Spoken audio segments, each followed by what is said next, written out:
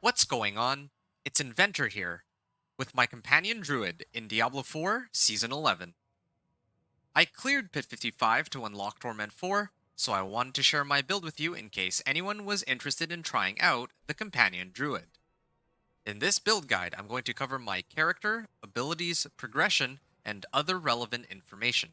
So first, I'll talk about my gear. Gear.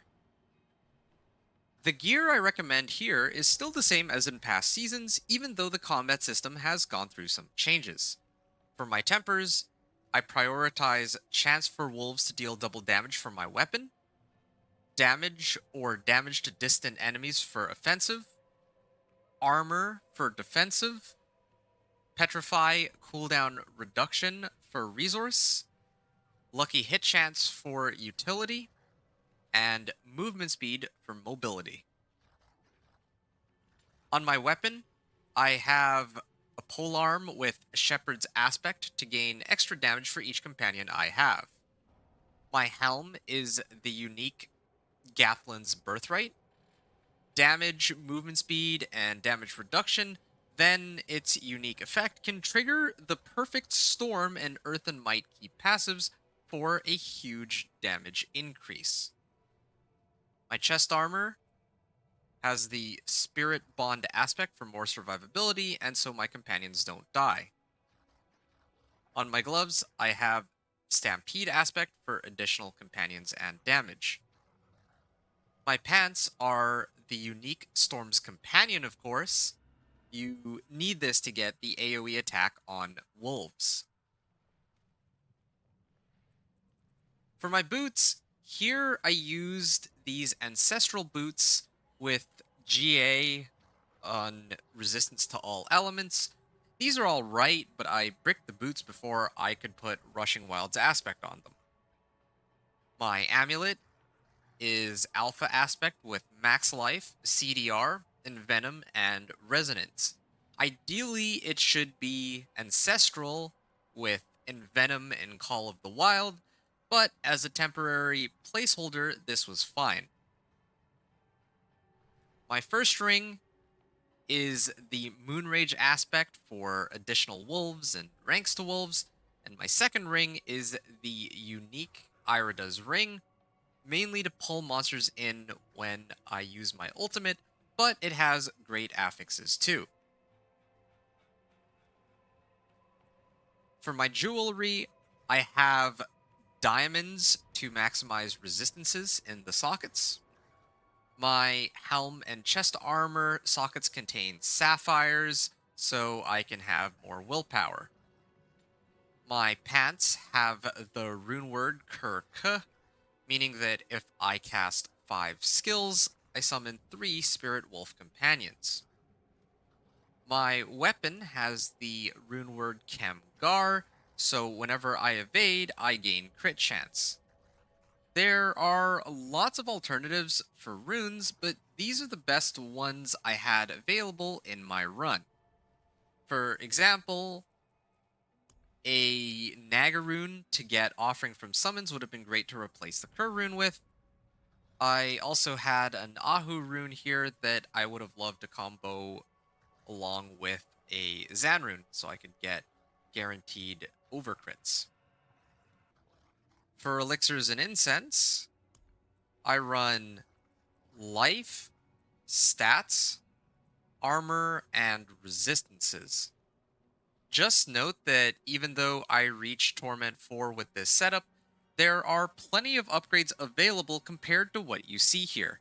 Some of my items here aren't even ancestral, and I would welcome a mythic like Shroud of False Death too, of course. Divine Gifts. If you're not aware, the way the season mechanic works is that there are 8 divine gifts that give rewards. Each boss is associated with 2 divine gifts that can give a positive bonus if it gets placed in the purified slot, and a negative bonus if it gets placed in the corrupted slot. For my purified slots, I have Essence of Shadows to get Unstoppable when CC'd, Essence of Screams for resistance, Essence of Sin for armor, and Essence of Pain for barrier. In my corrupted slots, I have Essence of Lies, Essence of Anguish, Essence of Hellfire, and Essence of Squalor. These will give extra rewards while active, but I would only recommend using these if you can handle the drawbacks. Skills. Now, I'm not going to go over every individual skill point that I allocated on the skill tree, but there was a lot of emphasis on picking up passive nodes that innately boost my damage. What I can say is that the key passive that I used is one with nature, which gives me one additional companion for ravens, wolves, and poison creeper, and makes them deal 80% increased damage, along with giving me the passive effect even if I don't have them on my skill bar. On my skill bar, I run Poison Creeper, Debilitating Roar, Wolves, Petrify, Claw, and Earthen Bulwark. Poison Creeper roots and poisons enemies. Debilitating Roar reduces incoming damage and boosts my damage. Wolves are my main source of damage. And Petrify, which is my ultimate, increases critical strike damage and resets all of my skills. I also use Claw to reset the Pack Leader Spirit boon more often, and Earthen Bulwark for Barrier and Unstoppable. To maximize damage, use Debilitating Roar first, then Poison Creeper, then Earthen Bulwark, and then finally Wolves. After that, use Petrify to reset cooldowns, which allows you to repeat the process with extra damage from Fortify. Aside from that, Claw is useful for resetting companion skill cooldowns, while Earthen Bulwark can also be used for tankiness and to break out of CC. For my spirit boons, I run Wariness to reduce damage taken from elites, Scythe Talons to get crit chance and lucky hit chance, Avian Wrath for crit strike damage, Pack Leader to reset my companion skill cooldowns, and Overload for extra poison and damage. Paragon. When I cleared Pit 55, I used 175 Paragon points. I had the starting board with Spirit Glyph, Untamed with Wild's Glyph, Thunderstruck with Keeper Glyph, Heightened Malice without a glyph, and Lust for Carnage with Headhunter Glyph. The 4 glyphs I had during my Pit 55 clear were Spirit at rank 44, Wilds at rank 26, Headhunter at rank 18, and Keeper at rank 15. I could have tried upgrading my glyphs to Legendary, but I wanted to try and clear Pit 55 with as little as possible. Wild's Glyph would have been the first glyph I tried to reach rank 46 with so I could get a large amount of companion skill damage, but I got it a little too late. When I have enough Paragon points, my preferred setup is the starting board with Earth and Sky Glyph, Untamed board with Wild's Glyph,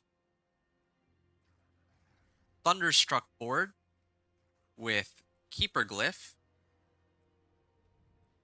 Heightened Malice board with Spirit Glyph, and Lust for Carnage board with Headhunter Glyph. You can refer to my linked build planner in this video's description for the full Paragon board. Mercenaries. My hired mercenary is Rahir to get 15% to all resistances and a bit of extra damage. My reinforcement is Aldkin and his Field of Languish whenever I get CC'd. Field of Languish slows enemies and reduces their damage. Progression. From level 1 to 60, you should always start off by doing the first mission on the seasonal quest line in Kiovishad, just to unlock divine gifts and the reputation board. Then for leveling, there's actually some options. Gaining XP from 1 to 60 seems to take less than half the time as it did previously, regardless of which activity you do, but I'm not sure how much this will change when the season goes live. At least during this PTR, the fastest way to level by far has been by running bosses, namely Azmodan. Azmodan gives at least like 5 to 10 levels per run without requiring any boss mats and only takes a couple of minutes to clear, although I'm sure this will get reworked before the season goes live because it's way too fast right now. If Azmodan is not a feasible source for leveling, then the standard approach for leveling I would recommend here would be to start off by picking up the Shepherd's Aspect from Blood Soaked Crag to gain a large amount of damage, and then to run Hell Tides on normal until you reach level 60. If you find that Hell Tides are slowing down, you can run some of the Strongholds too. Renown rewards no longer exist as of this season, so you don't need to worry about those anymore. Once you reach level 60, try to pick up a 700 item power weapon or greater and imprint any relevant aspects and tempers. That should get you through Pit 10 to unlock Torment 1. From Torment 1 to 4, when you first reach Torment 1, use up any Murmuring Opals you have to gamble for Storm's Companion Pants. Doing this is super important because these pants will turn wolves into an AoE attack, which will make your life a lot easier. After that, you can focus on leveling and gearing up. The minimum level of power I would recommend before attempting Torment 2 would be to have all 750 item power gear with the necessary tempers, Shepherd's Stampede, and Alpha offensive aspects, unlock at least one legendary node, in this case that would be Untamed, and all divine gifts should be unlocked. Azmodan and bosses are good XP farms that can give the uniques you need. Whispers, on the other hand, give a little bit of everything, especially glyphs and recipes. In Torment 2, if you have boss mats, run them. Otherwise, try to farm boss mats for any missing uniques. Beast in the Ice drops Storm's Companion Pants and Gathlin's Helm, while Varshan drops Irida's Ring and Madwolf's Glee. At this point, you may also want to turn in any available rewards from the season journey or the reputation board at the Angelic Forge to speed things up. The minimum level of power I would recommend before attempting Torment 3 would be to have an Ancestral Legendary Weapon, all necessary aspects, which includes Moonrage and Spirit Bond, Kur Rune and Kuh Rune to spawn more wolves, the unique Storm's Companion Pants and Irida's Ring, and all 4 legendary nodes active, including Untamed, Thunderstruck, Heightened Malice, and Lust for Carnage. When you reach Torment 3, you should turn in any remaining caches from the season journey, reputation board, and report rewards in order to gear yourself up. If you are missing legendary tempering recipes or boss mats for uniques, you can run more whispers to pick them up. Otherwise, your main priorities should be farming Obdicite for masterworking and running the pit for glyph XP.